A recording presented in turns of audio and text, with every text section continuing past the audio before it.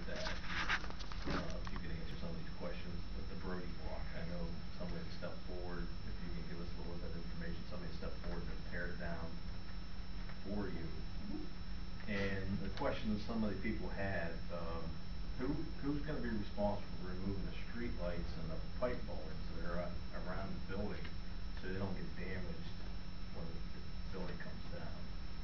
I think we're going to be asking the city for help on that. Okay, so our taxpayers' money will be taking those out for you then, correct? Okay. Also with the brick sidewalks that are down there from the construction they did down there, those will be removed by the city also? We're hoping to have whoever's going to do the demolition take care of all that. Okay. Let me just say, I hate to do that. Let me just clarify something, and I know this came about all of a sudden because we received a lot of public interest. And we're moving maybe too fast for some people.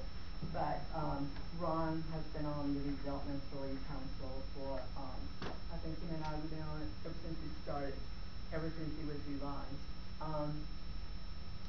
And, you know, the story is the buildings had numerous owners. There's been a lot of issues. And our feeling is we need to move this quickly. And the Redevelopment Authority does not generate any revenue. We are at the mercy of donations. We are at the mercy of the properties that we have, hoping that we can sell the properties and use that money to do whatever we need to do. And we do not sell properties at a extravagant cost. We keep it minimal. And I know everybody's concern is, you know, what's going to happen, who's going to do what. Honestly, I don't know. Honestly, I'm not in the construction business. I rely on input from Ron. I have received a lot of inputs, a lot of feedback. I'm doing a lot of quick studies. I'm asking a lot of people for their input because I'm not in construction business, but I'm learning rather quickly. I understand your concern, and I understand, you know, we're going to be asking cities for their help. And I know they're going to be saying, well, where's the money going to come from? Honestly, I don't know. Unless we can sell some property. We have received generous donations. Right now, we are trying to get some documents together. Hopefully, it'll go out next week that Mr. Gar will be agreeable to. And that was part of the agreement that we had with Mr. Gar, is that this is how much we have. Whatever the remainder is, please make it a donation.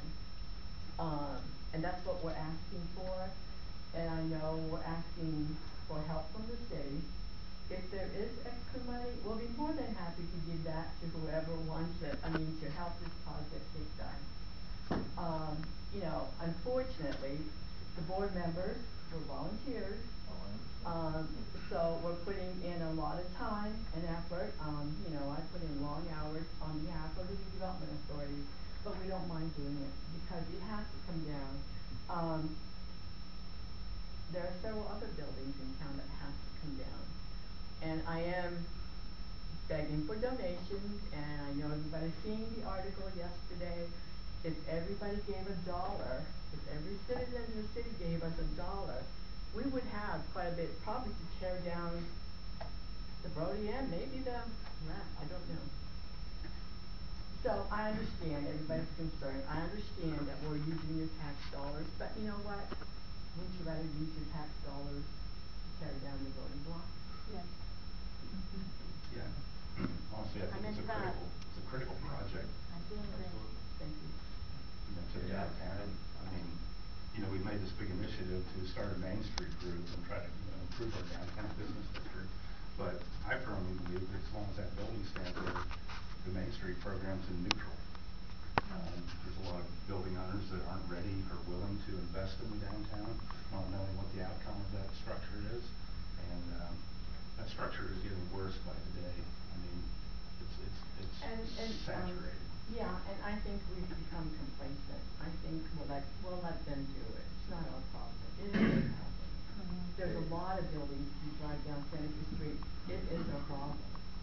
I've lived in Oil City, I'm a transplant, but it is our problem, and, is there any other Just concerns? more or less traffic, how we, you know, we're gonna have to control traffic, we're gonna have to school buses.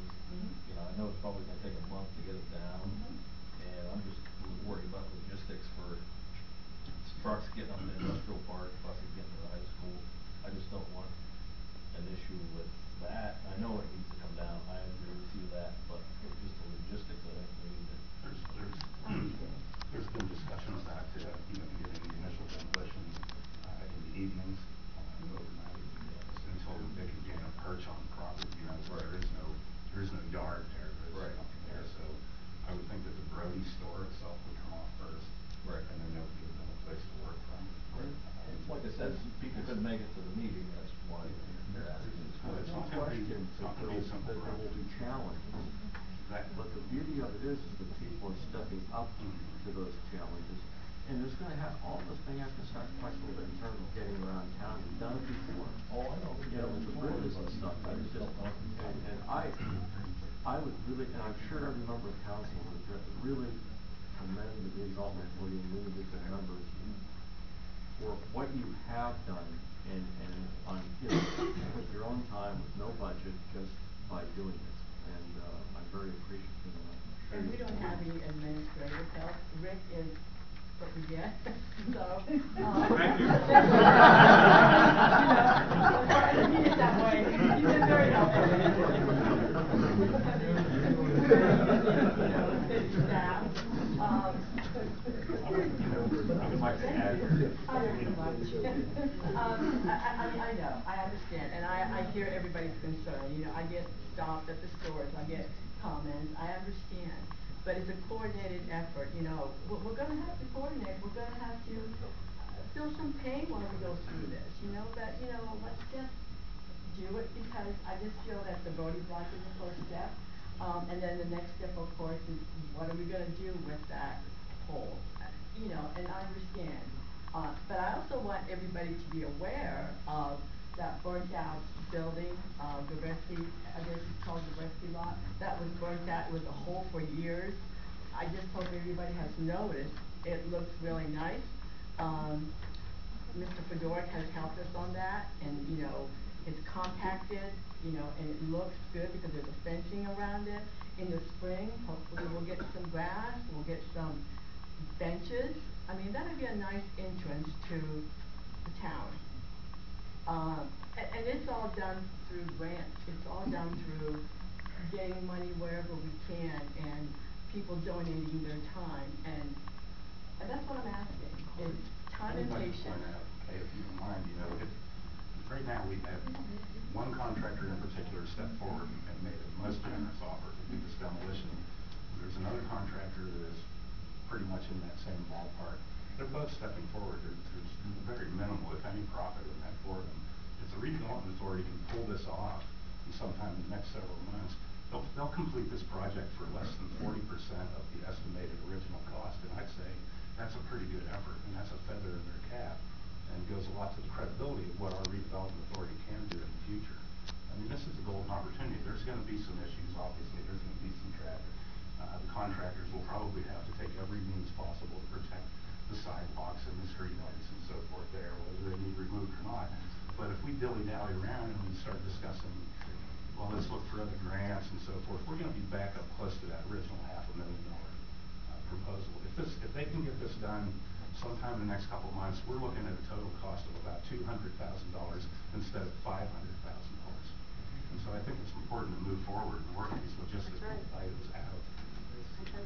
I would just think, getting back to the traffic, I would assume one of the requirements for the contractor would be to touch base with the chief as far as coordinating how he's going to approach taking it down, and so they can work out something that's going to work on the traffic end and be able to handle the school buses and things like that. It's going to have to be done at some point, whether it's full price or this bargain price, so it's going to be the same issues. The one thing, and I have spoken to Mr. Gar previous to the meeting, but you have to understand that that project that's drawn out the implications or the effect on overtime could be quite devastating in the law enforcement end of that because of the traffic. And uniquely, that does actually interact with all 4 major roads on the north side. I mean, you're looking at hours delay once it starts. Hours. Coming from the school, because I can't shove traffic down Sycamore. I can't put it down Center at certain periods. Elma and Seneca will be closed at certain times. This will be a great undertaking.